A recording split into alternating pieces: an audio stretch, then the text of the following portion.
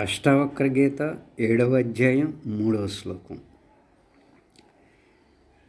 3వ శ్లోకంలో చెప్తున్నారు, మయి అనంత మహాంబోధౌ విశ్వం నామ వికల్పన అతిశాంతః నిరాకారః ఏతత్ ఏవ అహం ఆస్థితః.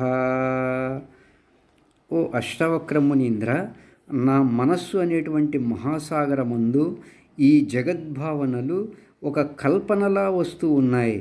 నా అంతరంగ స్వస్థితి ఒక శాంత స్వరూపం, ఒక నిరాకార తత్వం.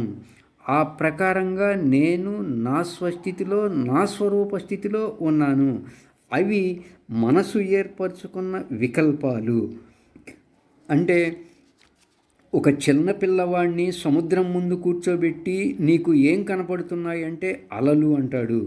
అదే ఆత్మజ్ఞానిని సముద్రం ముందు కూర్చోబెట్టి నీకేం కనపడుతున్నాయి అంటే అంతా నీరే అంటాడు.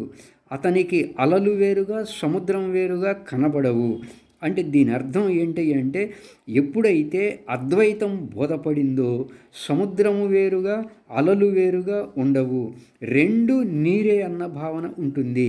అలలు అన్న భావన మనసు ఏర్పరచుకున్నది. అలాగే మూల చైతన్య స్వరూపమగు చైతన్య స్థితి నుంచే, అంటే ఆ చైతన్య స్థితి బహిర్ముఖమైనప్పుడు అహంకారంగా, ఇంకా బహిర్ముఖమైనప్పుడు బుద్ధిగా, ఇంకా బహిర్ముఖమైనప్పుడు చిత్తంగా, ఇంకా బహిర్ముఖమైనప్పుడు మనసుగా మనోవికల్పాలు వచ్చాయి. అద్వైత భావనగా ఆత్మ చైతన్య స్థితి కంటే అవి వేరు కాదు. అంటే రెండు నీరే. సముద్ర స్వభావరీత్యా అలలు వస్తున్నట్లు మనసు స్వభావరీత్యా ఆలోచనలు వస్తూ ఉన్నాయి. ఇవన్నీ కేవలం భావనలు మాత్రమే. నా స్వరూప స్థితిలో నేనున్నాను అని మనస్సుని ఒక మహాసముద్రముతో పోలుస్తూ 7వ అధ్యాయం 1వ శ్లోకం, 2వ శ్లోకం, 3వ శ్లోకం కూడా చెప్పడం జరిగింది.